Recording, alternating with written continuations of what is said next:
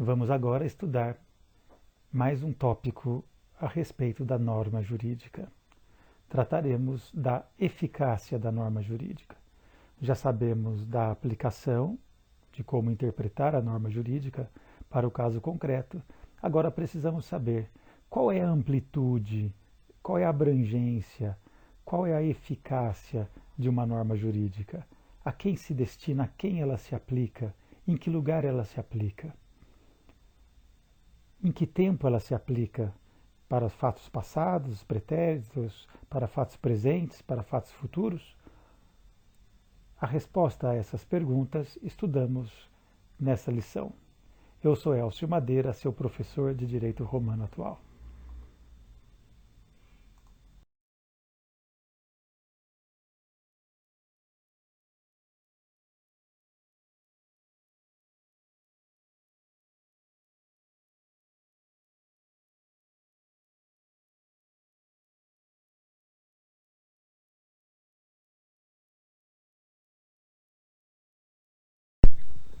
Hoje nós temos com bastante clareza que o princípio geral é de que uma lei, quando é promulgada, só vai valer para os casos futuros.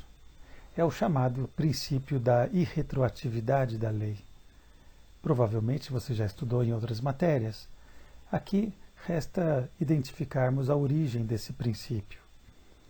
Mesmo no direito romano clássico, e com mais razão no direito pré-clássico, nós não encontramos esse princípio conscientemente descrito pelos juristas romanos.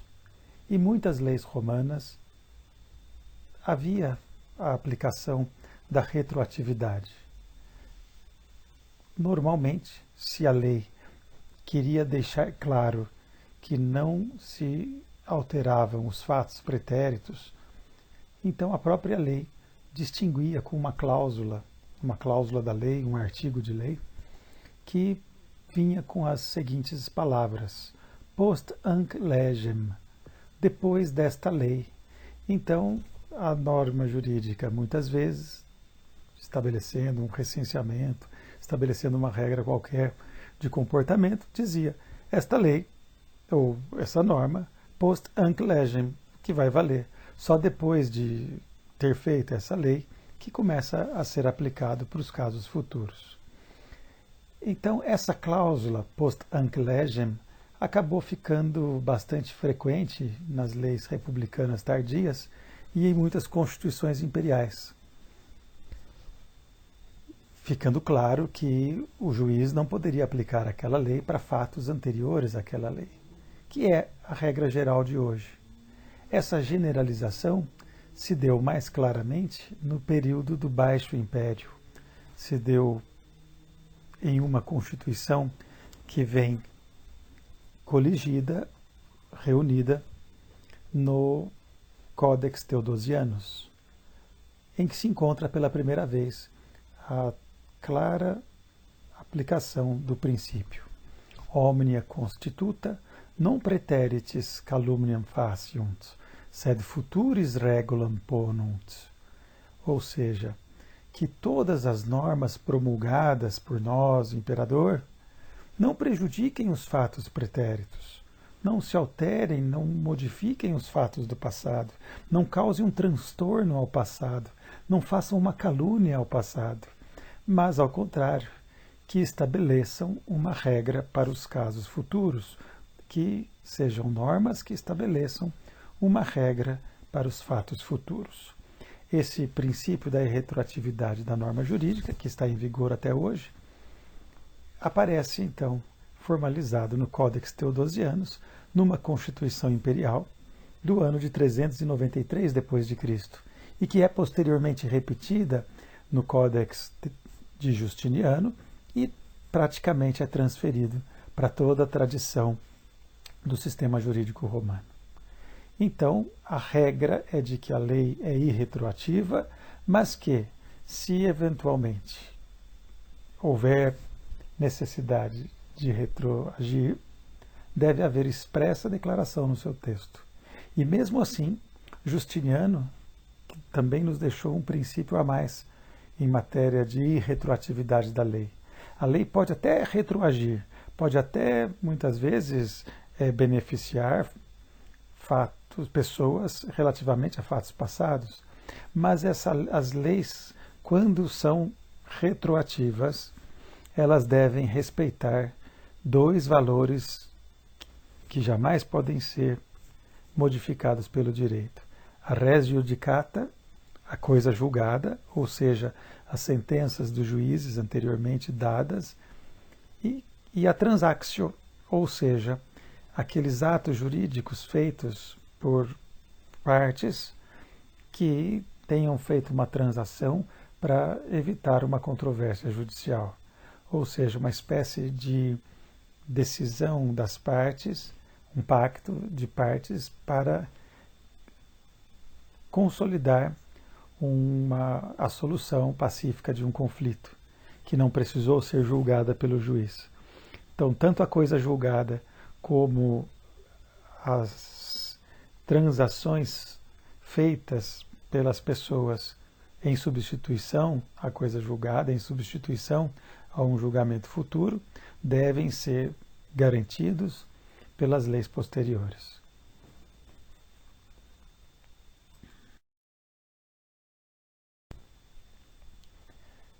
A eficácia da norma jurídica em relação ao tempo é relativamente fácil de compreender, porque norma é preceito hipotético. Se é hipótese, é sempre para o futuro. Então, desde Roma até hoje, espera-se que a norma jurídica, quando é produzida, quando é promulgada, aplicar-se-á aos fatos futuros a partir dela. Eventualmente, tanto em Roma como hoje, a lei também pode conter um artigo, uma cláusula, que estabeleça que aquela norma jurídica demorará um certo período para produzir os seus efeitos. Embora ela já exista, tenha validade, ela ainda não produz imediatamente eficácia, porque às vezes se espera que o povo se adapte a certas circunstâncias. É o caso em que as normas contêm aquela cláusulazinha que estabelece uma vacância, uma vacatio, um período de expectativa até que a norma jurídica seja de fato aplicável. Hoje é mais frequente que as normas, que as leis contenham alguma cláusula de vacância. Em Roma era menos frequente, mas existia desde as leis republicanas. O assunto, todavia, mais controvertido é o assunto da eficácia da norma jurídica no espaço, num certo país, num certo território. Como eu aplico determinadas normas jurídicas para os fatos que só ocorrem naquele território, para fatos que ocorrem fora do território, mas produzido por pessoas que são cidadãos e habitam o território? Enfim, o assunto torna-se mais complexo porque são muitas as possibilidades de normas jurídicas quanto à sua aplicação no espaço. Em geral, os dois princípios que regem a eficácia de uma norma jurídica no espaço são o princípio da personalidade e o princípio da territorialidade da lei. Muitas normas jurídicas se aplicam para determinados casos porque participou daquele caso uma certa pessoa, de uma certa cidadania. Então, o princípio da personalidade das leis leva em conta a cidadania, leva em conta habitantes de uma cidade que transmitem essa cidadania aos seus geralmente aos seus descendentes, seus parentes, e essas pessoas cidadãs acabam, junto com elas, levando a noção da eficácia da norma jurídica, ou seja, de que a abrangência da norma jurídica só se dá dentro dos fatos e atos praticados por essas pessoas pertencentes a uma determinada civitas, a uma determinada etnia, a um determinado grupo de pessoas. Então é aquela ideia de que a norma jurídica não se vincula propriamente a um território, mas se vincula a um certo grupo de pessoas, pessoas que estão unidas por um vínculo familiar, um vínculo de legitimidade matrimonial, um vínculo étnico ou original da cidade e que transmite de alguma forma para outras pessoas. Princípio da personalidade das leis. Já o conceito de princípio da territorialidade é um tanto diferente. Aquelas regras jurídicas que já são elaboradas pensando não nas pessoas específicas e sua posição social, mas levando em conta um território, levando em conta uma região, levando em conta os limites de uma cidade, né? São normas que se aplicariam a qualquer pessoa que estivessem ali, então seriam normas que não estariam vinculadas propriamente a uma cidadania, mas estariam vinculadas a um certo universalismo, porque quem quer que esteja ali terá aquela norma vigente à sua disposição para exigir os seus direitos ou a sua serventia para que seja aplicada. Princípio da personalidade e princípio da territorialidade. Eu vou explicar a mesma coisa de uma maneira diferente e assim aproximamos duas noções diferentes para chegar a uma só. O princípio da personalidade das leis e o princípio da territorialidade das leis são princípios que resolvem o problema jurídico que surge todas as vezes, sem exceção, em que uma cidade se mistura a outra cidade, em que um Estado moderno se mistura a um outro Estado moderno, em que pessoas de uma cidade ou de um Estado ingressam e passam a conviver e praticar atos no território alheio ou com pessoas alheias. E não há outra escapatória. Toda vez em que houver um conflito ou uma união, não só um conflito, mas uma união de povos dentro de um mesmo território, sempre, não há exceção, sempre que um povo se mistura a outro, não importa porque fez guerra com o outro e conquistou, não importa porque foi um imigrante que chegou, uma grande leva de imigrantes que chegou ali. Sempre na história que dois povos distintos se unem e passam a viver com pouca hostilidade ou muita hostilidade, mas passam a conviver dentro de um território, a grande pergunta que se faz é: o que vai vigorar, o princípio da personalidade ou o princípio da territorialidade? Frequentemente, na antiguidade, praticamente todos os povos adotaram o princípio da personalidade das leis. Esse é o mecanismo mais comum nas cidades da antiguidade e ainda é o mais comum nos estados modernos. O que significa isso? Significa que quando alguém entra no território e vem conviver no território sendo um estrangeiro, a ele não se aplicam todas as normas civis. As normas civis, as normas da cidade, pertencem apenas aos seus cidadãos. Então, o estrangeiro sempre será alguém com menos direitos quando os povos aplicam o princípio da personalidade das leis. Porque ao cidadão local aplicam-se as leis locais e ao estrangeiro ou ao povo conquistado ou ao povo imigrante aplicar-se-á um outro grupo de direitos de acordo com a personalidade deles e não com a cidadania dos locais. Então, o princípio da personalidade ele é comum nas cidades antigas, como é comum até hoje. Se você é um brasileiro e vai para a Europa, você vai ser chamado de extracomunitário. Se você vai para um outro estado, frequentemente você precisa de um visto e não tem os direitos previstos para os cidadãos daquele estado. Tem alguns direitos, certamente aos estrangeiros se reconhecem direitos, mas não muitos direitos. Os povos que mais reconhecem direitos aos estrangeiros no mundo inteiro são os povos da América Latina, porque adotaram o modelo ibérico medieval, que por sua vez seguia o modelo romano original. Diferentemente de todos os povos da antiguidade, os romanos, apesar de frequentemente adotarem o princípio da personalidade, eles temperavam o princípio da personalidade com o princípio da territorialidade das leis. E a história da territorialidade das leis no mundo romano é uma história incrível que não ocorreu com nenhum outro povo na história.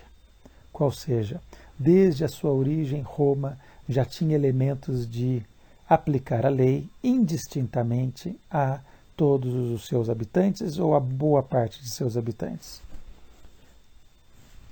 Inicialmente, o próprio Rômulo estabeleceu uma lei que qualquer pessoa livre que viesse morar em Roma era romano, se tornava romano. Roma, na sua origem, garantiu um princípio de territorialidade porque Rômulo considerou a cidade como um asilo para o direito da gentes internacional da época, era justamente uma espécie de território livre, sagrado e protegido, em que as pessoas poderiam vir ali morar. Foi uma forma que Rômulo estabeleceu, já tendo em vista uma estratégia pública de expansão da cidade. Uma cidade que acolhe bem o estrangeiro é uma cidade que tende a se fortificar. E Roma não só começa como um asilo, mas temperado com normas de personalidade também, porque durante a realeza, quando na época dos últimos reis, Roma está crescendo e cada vez mais vindo habitantes estrangeiros, muitos romanos ficam ansiosos e querendo garantir o seu próprio direito e criam uma diferenciação que não existiu na Roma das origens. Na Roma original, Rômulo funda a cidade misturando diversas etnias asiáticas e etnias mediterrâneas e italianas, né, e estabelecendo regras que seriam comuns a todo esse povo. Um outro aspecto muito interessante que aparece no mundo romano e que é um sinal do futuro triunfo do princípio da territorialidade, como de fato ele triunfou e foi o primeiro povo a criar e aplicar com rigor o princípio da territorialidade. Um segundo momento dessa evolução do princípio da territorialidade se dá naquele período que foi narrado por um poeta, pelo poeta Virgílio, na Eneida, no último canto da Eneida. E Virgílio narra como os povos do Lácio estabeleceram uma espécie de federação e criaram o chamado ius Lacii, o direito do Lácio. Ou seja, cada cidade poderia ter a sua cidadania, mas entre todas aquelas cidades federadas e unidas, de etnias diferentes, de linguajares diferentes, algumas até com deuses e culturas relativamente diferentes umas das outras, criaram um direito comum para aquela região. Foi o direito chamado ius Lacii. Então, tanto um romano como qualquer habitante do Lácio tinha um conjunto de regras de caráter territorial.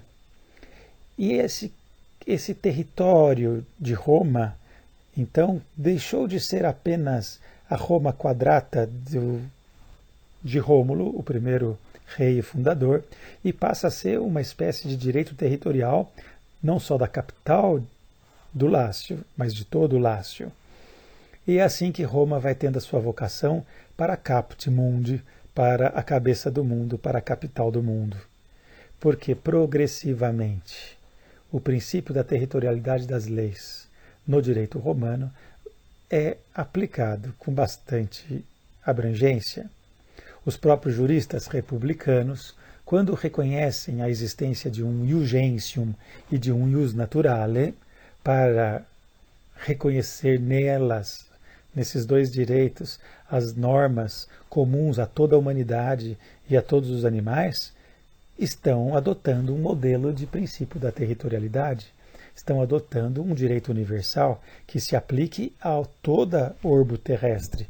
Claro que os romanos não vão aplicar lá na Fenícia, ou lá na China, ou lá na Índia, porque eles vão aplicar o direito no seu mundo, mas ao aplicar o direito no seu mundo, ainda restrito a uma parte da Península Itálica, os romanos já estão aplicando um direito que eles creem ser um direito universal.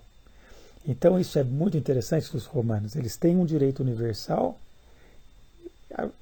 que é aplicado a todos, mesmo aos estrangeiros que venham para o mundo romano, republicano, também aplicado ao cidadão romano, paralelo ao direito civil. Há uma parte do direito que só se aplica ao cidadão romano, é um ius proprium, é um direito que segue o princípio da personalidade.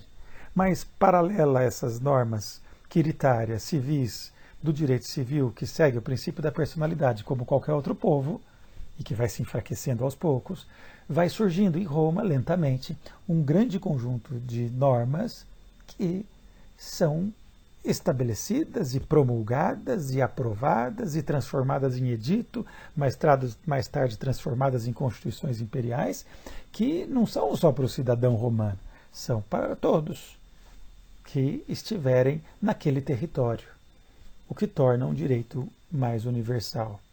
Por isso que os romanos também diziam que o ius gentium, ius naturale, era um ius comum, né? Era um direito comum a todos os animais e homens, ou a todos os povos.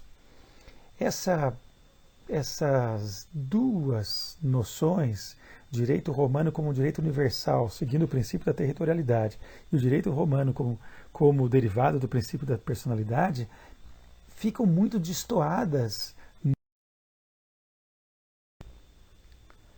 Façamos agora uma análise complementar sobre esses dois conceitos, do princípio da personalidade e o princípio da territorialidade. É sabido que quando dois povos se ajuntam, não importa se um conquistou o outro, se um recebeu imigrantes, se houve uma fusão de cidades, sempre há o grande problema. Qual é a norma a ser aplicada?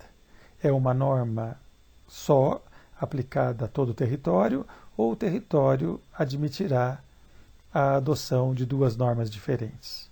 Quando os povos, e é na maioria das vezes, adotam o princípio da personalidade das leis, passam a coexistir dois direitos ao mesmo tempo. Então, o direito dos estrangeiros e o direito dos cidadãos daquela cidade. Isso não foi diferente no mundo mesopotâmico, no mundo grego, helênico, como também não foi diferente parcialmente no mundo romano. Quando também os romanos foram invadidos pelos povos bárbaros, especialmente povos germânicos, os povos germânicos conquistadores também adotaram completamente o princípio da personalidade das leis. Nos reinos dos povos bárbaros, nos reinos bárbaros, por exemplo, dos lombardos, no reino bárbaro dos burgúndios, no reino bárbaro dos francos, em todos eles, antes de se julgar uma causa, perguntava se você é romano ou você é germânico, porque cada pessoa era subordinada a uma legislação diferente. É a ideia do princípio da personalidade das leis, que trata diferentemente o estrangeiro do nacional. Mas Roma foi diferente.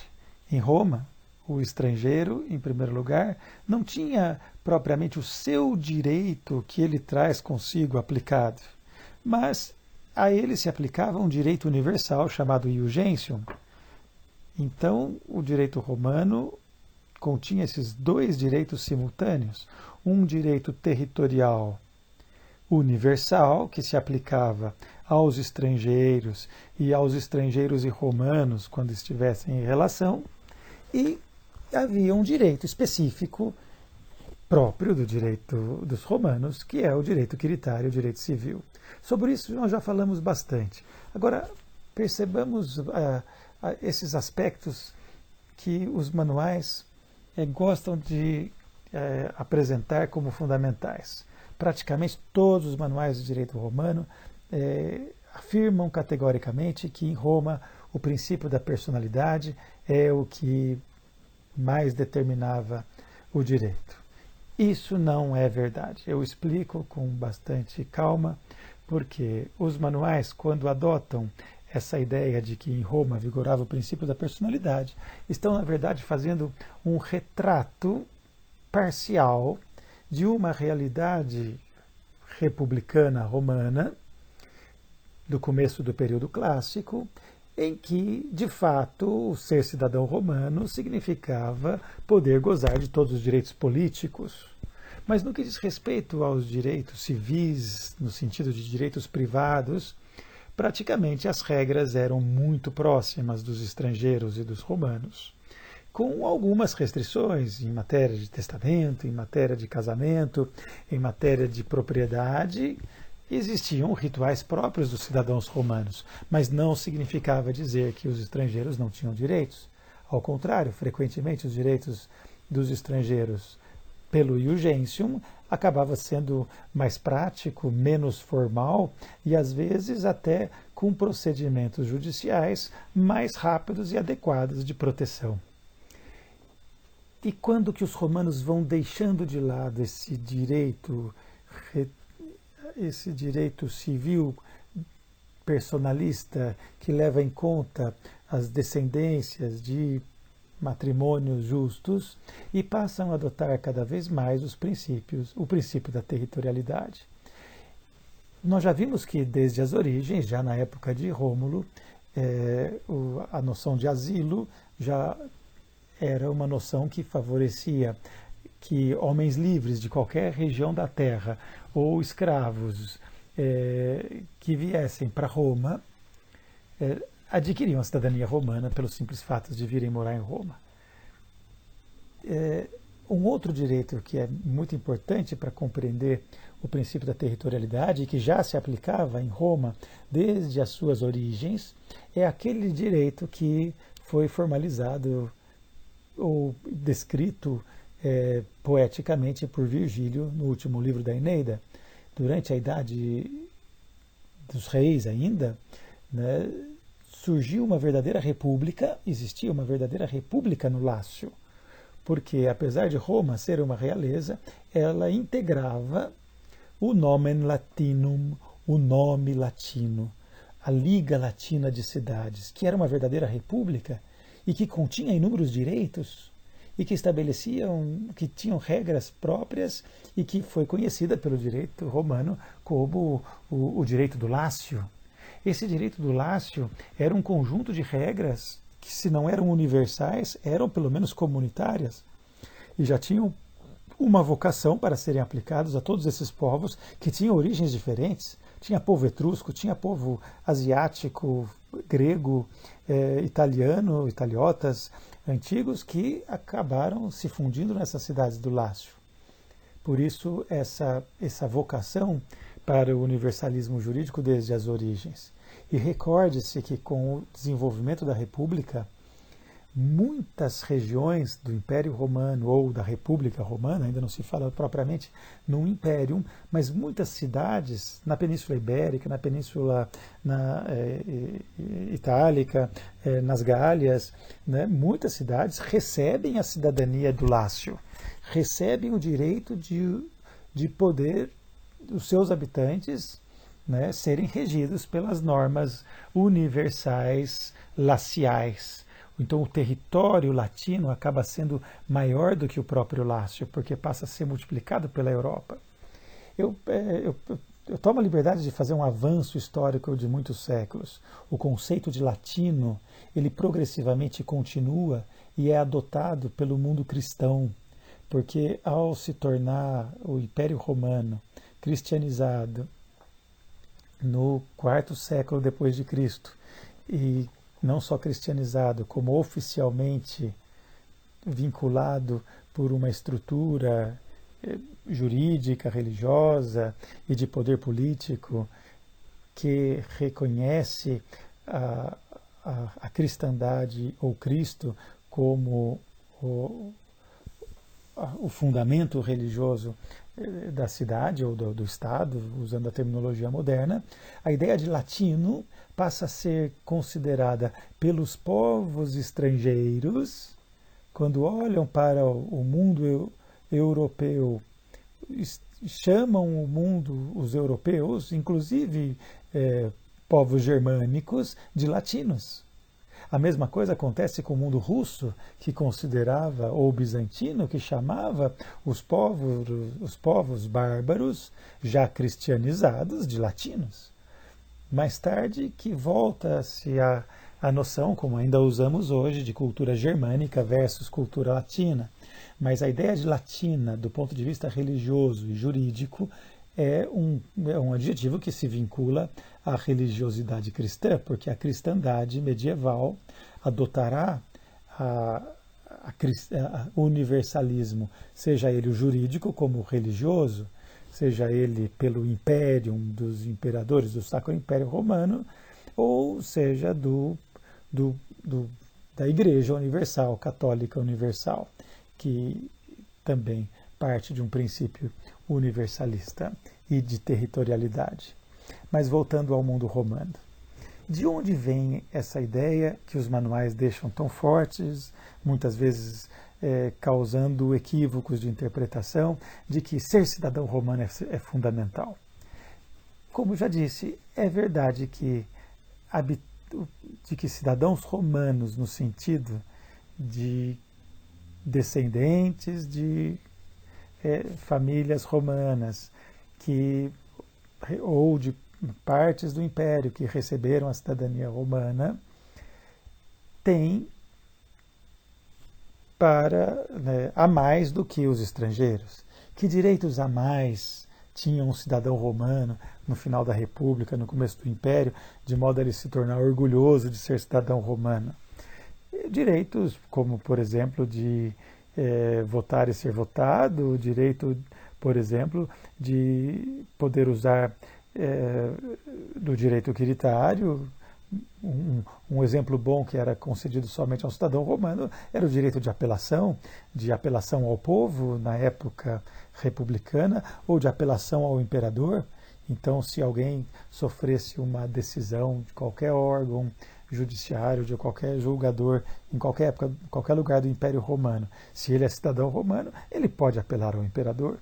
Então, essa é uma espécie de privilégio de quem era cidadão romano. Mas isso não exclui nem hostiliza os estrangeiros no que diz respeito ao direito.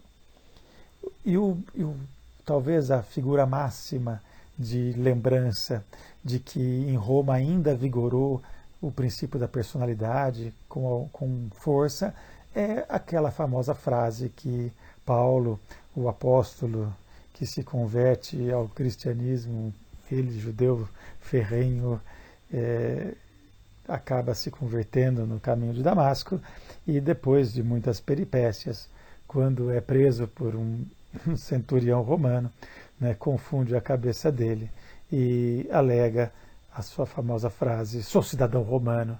Ele, um judeu, agora cristão, lá nos confins do Império, dizia que era cidadão romano. Por que? Não sabemos. Talvez tenha comprado a cidadania, ou talvez tenha sido adquirida por ter uma ascendência grega por algum dos lados, provavelmente materno. Mas isso não importa. O fato é que realmente mostra que os romanos, sim, em alguns momentos, para ter uma completa capacidade jurídica de gozo, usando a terminologia moderna, precisava ser livre cidadão romano, independente do pátrio poder, sem, todavia, menosprezar o estrangeiro, que tinha direitos muito semelhantes, às vezes, em alguns aspectos, direitos mais práticos e e razoáveis, e mais ainda, com frequência os estrangeiros se tornavam cidadãos romanos, porque o princípio da territorialidade acabava convertendo e transformando esses estrangeiros em romanos. E o que levava o romano a expandir a sua territorialidade desde as origens? Já falamos do direito do Lácio, já falamos do asylum dos tempos romúlios, já falamos do aumento da cidadania progressivamente às cidades próximas, e resta falar um pouquinho dos filósofos e dos juristas. Nos juristas, nós encontramos expressões como as civitas algessens, as civitas maxima, ou as expressões que o jurista Pompônio gosta muito de usar quando relata a história da jurisprudência romana, aquela expressão de aucta civitate, ou seja, conforme a cidade vai crescendo, conforme a cidadania vai expandindo. Aqui vem uma curiosidade, porque Roma deixa de ser uma civitas como qualquer outra. O Império Romano admitiu que aquela capital do Lácio se tornasse a capital do mundo, tornasse a caput mundi. Por que a capital do mundo? Porque, diferentemente das outras cidades, ser romano não era estar na cidade de Roma, mas era estar no mundo romano, na cidade romana, porque a cidade se expande. A cidade se expande em número de habitantes, em número de pessoas, em número de povos, e de povos com costumes próprios. É uma noção muito clara que aparece nos juristas como as civitas algessens, a cidade que não para de crescer. E por que a cidade não para de crescer? Já vimos algumas razões religiosas, poéticas, agora vamos ver um pouco a filosofia. A própria noção de direito natural e de direito das gentes, que os romanos vão criando por meio de juristas e pensadores, juristas que fazem um intercâmbio também com a cultura estoica, com a cultura epicurista, já falamos disso num dos vídeos anteriores, que trouxeram para Roma aqueles pensamentos, por exemplo, de Sócrates, que havia afirmado, segundo os tradutores de Sócrates romanos do final da República, no Círculo dos Cipiões, civis romanus tossius mundi, ou seja, Sócrates teria dito: eu não sou um cidadão ateniense, não me importam os deuses da cidade ou as normas locais, eu preciso me integrar a um direito que eu reconheço como universal, eu sou cidadão de todo mundo. É uma frase atribuída a Sócrates por um pensador romano do final da República. E pensadores romanos não faltaram que desenvolvessem esses ideais estoicos de uma cidade natural, de um direito natural, de uma cidade universal. Autores como Sêneca, autores como Tito Livio, autores como Tácito, todos eles deixaram traços, e alguns com bastante força, dessa noção de que ser romano não é ser propriamente subordinado a Roma, mas é ser um cidadão do mundo. O próprio imperador Marco Aurélio, nas suas famosas meditações, que ele escreve em grego, né, deixou-nos inúmeros passos sobre essa cidadania universal. Ele, por várias vezes, dizia: eu sou mais um ser humano do que um cidadão romano. Para o ser humano, a pátria é o mundo. Então, o direito deve ser um direito comum a essa pátria natural de todos nós. Todos nós estamos sujeitos à morte, dizia ele. Todos nós estamos sujeitos às leis da natureza, do nascimento, envelhecimento e morte. E são essas as leis que regem a nossa vida, e é por essas leis que nós devemos reger a convivência entre os homens. Ou seja, os próprios imperadores, os próprios cultores do direito. De Cícero são inúmeras as páginas. Logo no comecinho da República, a sua famosa obra, que vai muito além da de Platão, na sua famosa obra ele parte da noção de direito natural para dizer que existe uma república universal da qual todos fazem parte e precisa ser reconhecida. Então, o direito romano se fundamenta num direito universal. E o direito universal, por excelência, não tem outro caminho. Todo direito, para ser universal, precisa ser territorial e não dependente da ascendência, da etnia, das relações matrimoniais e filiação. Como até hoje nós adotamos em muitos lugares e na maior parte dos estados do mundo, as causas de concessão da cidadania, entre as principais causas estão as relações familiares. Né? Poucos países do mundo adotam o princípio da territorialidade, em que basta estar em seu país, em seu lugar, que terá os mesmos direitos. Na verdade, hoje mais nenhum povo faz isso, como foi na cristandade medieval ou como foi no universalismo da Constituição de Caracalla e de todo o Alto e Baixo Império. Hoje nós temos países com maior aplicação do princípio da territorialidade ou com menor princípio da territorialidade. E os melhores exemplos, já mencionei, mas reforço, e os melhores exemplos estão na América Latina.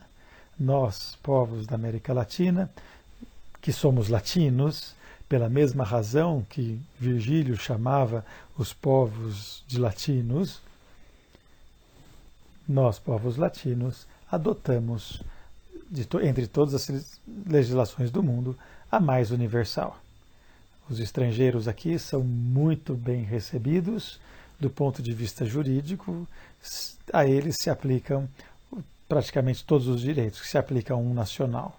São raros os momentos em que ser cidadão brasileiro, para que se possa ser eleitor ou para que possa ter determinados e raros exemplos de privilégios, né, por segurança nacional ou por razões de soberania, quase todas as outras normas são universais. Por isso que é mais fácil de imigrar para o Brasil do que imigrar para os Estados Unidos ou para os países da Europa, que ficaram muito presas às leis do pós-guerra e já leis que vêm desde o século XVI, desde as guerras religiosas e a adoção dos estados soberanos, princípios que nada tem de ver com o mundo romano, nem o conceito de Estado, nem o conceito de soberania, conceitos egoísticos que fazem voltar à tona o princípio da personalidade e da hostilidade ao estrangeiro. Foi-se o tempo em que se presumia que os vizinhos eram bons. Foi-se o tempo em que se presumia que os povos vizinhos vivem em estado de paz e que a guerra é exceção. Foram-se os tempos em que os estrangeiros e imigrantes gozavam da presunção de boa-fé, gozavam da presunção de hospitalidade e de amizade. Cada vez mais, especialmente depois da Segunda Guerra também, os povos adotam uma postura de muita precaução e desconfiança em relação aos estrangeiros e imigrantes e acaba por criar legislações xenófobas, como todos já conhecem e estão cansados de ver pelos jornais afora.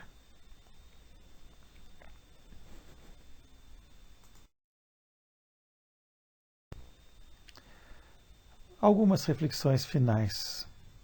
O sistema romano nasceu da convivência dos dois princípios, por muito tempo conviveu com os dois princípios, da personalidade e da territorialidade, mas o predomínio foi o da territorialidade, ao ponto de ter conseguido atingir a um direito universal. Esse mesmo direito universal é retomado posteriormente com a unificação dos reinos cristãos, seja pela configuração de uma religião universal e de uma autoridade religiosa universal, que foi o Papa na Idade Média, por exemplo, como do imperador na Idade Média, também de um império universal europeu. Esses povos que experimentaram por duas vezes, os romanos no Alto Império e Baixo Império, os cristãos medievais, esses dois povos que experimentaram o direito universal acabaram posteriormente por sufocá-lo depois das guerras religiosas que marcaram o fim da Idade Média, o início da Idade Moderna, o nascimento dos estados modernos também menos vinculados à noção de império, acabaram por introduzir direitos estatais e direitos civis locais, cada vez mais predominantes e mais fortes, e agora fazendo o papel inverso, de sufocando aos poucos o direito universal e introduzindo o direito mais egoísta, podemos dizer assim, que produz, de um lado, um grande estímulo ao mundo das leis contratuais individuais e ao dos estados também autônomos e soberanos. Essa volta ao universalismo está apenas no começo. O mundo apontou no século XIX, ao menos o mundo filosófico, antes das guerras mundiais, apontou ao mundo um caminho para um direito universal. Foram feitas várias conferências mundiais, o direito internacional estava começando a adotar grandes princípios gerais universais do direito quando romperam as guerras. E aí, frustradas os ideais de um direito universal, né, os estados se aprofundaram nas suas soberanias. Também é possível dizer que, em alguma medida, alguns ideólogos da Revolução Francesa também tinham por desejo a elaboração de princípios de direitos universais.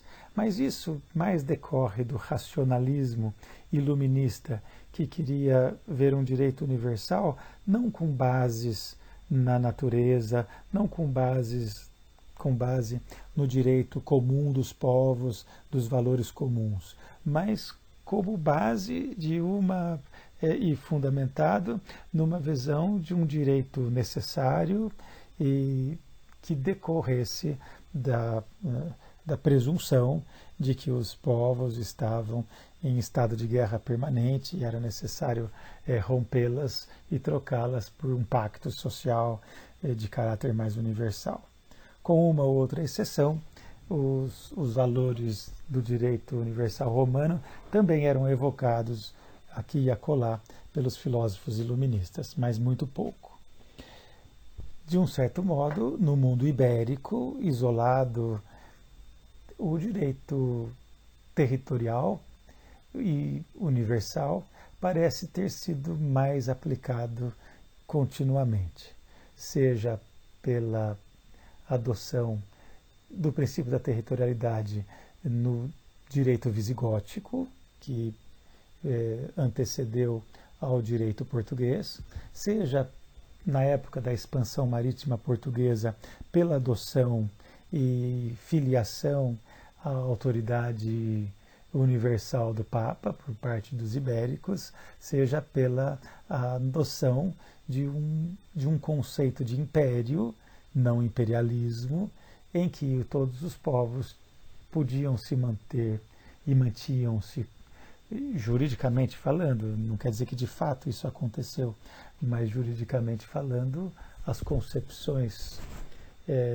ibéricas em relação seja aos índios ou aos povos ameríndios, aos povos africanos, aos povos hindus, era de que eram povos que gozavam do direito aos próprios costumes e de um direito universal aplicável a eles.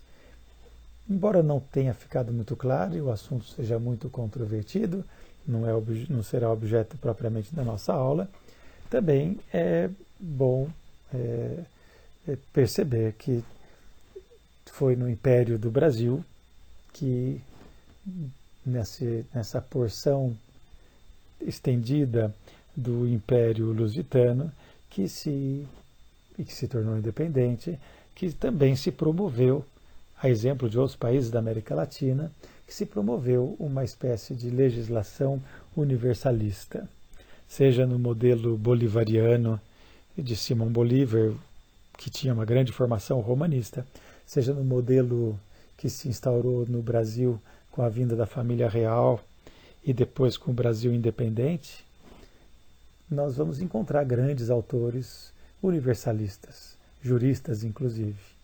Um Visconde de Cairu, um Teixeira de Freitas, um Andreas Bello no Chile, né, que introduzem códigos civis ou legislações civis que são praticamente aplicáveis na íntegra aos estrangeiros, tendo em vista essa abertura que se dá aos estrangeiros, do ponto de vista da eficácia da norma jurídica.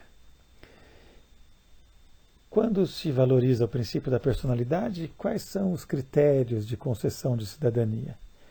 Não é objeto da aula de hoje, isso nós analisaremos na lição sobre status civitatis, sobre a situação de cidadania. Mas, como regra geral, desde a antiguidade, não só romana, mas de praticamente todos os povos e até hoje, as principais causas de concessão da cidadania são a descendência. Descendentes de brasileiros, ou de franceses, ou de ingleses, são, respectivamente, brasileiros, franceses e ingleses. Assim também por razões, então, étnicas, ou por razões de casamentos reconhecidos, de justas núpcias, que se concede cidadania. Mas veremos isso com mais calma depois. Um dos critérios ou consequências também do princípio da territorialidade é a consequência de que, se existe um direito universal, induz-se a existência de também uma autoridade pública universal, que é um dos fatores que mais causam temor na modernidade. Sabemos que nos discursos ideológicos de hoje existe uma controvérsia acirrada entre globalistas, entre universalistas, ou imperialistas, ou pessoas que querem, ou partidos políticos, ou ideias políticas que procuram ser transnacionais, e tudo isso gera uma espécie de conflito daqueles que ainda são muito apegados a uma cidadania personalista, que são apegadas a um patriotismo xenófobo e não a um patriotismo territorial de recepção permanente dos vizinhos e estrangeiros. Então, hoje esse assunto virou uma guerra ideológica, mas independentemente dela, independentemente de quem tem a razão, do ponto de vista jurídico, os romanos nos ensinam que, e a cristandade medieval demonstrou isso na realidade, de que a existência de um direito territorial universal induz a existência de uma autoridade pública universal. Quem será essa autoridade? Se é democrática, se é de caráter religioso, se é de caráter eletivo ou de rodízios, né? Não importa, mas a existência de um direito reconhecido universal induz a existência também de uma autoridade, ou de um tribunal, ou de uma entidade a qual se reconheça autoridade para todos. Estamos prontos para ceder as soberanias em favor de uma visão do direito universalista?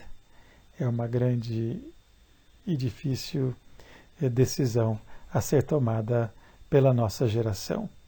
E é o pano de fundo também de muitos dos conflitos ideológicos de hoje.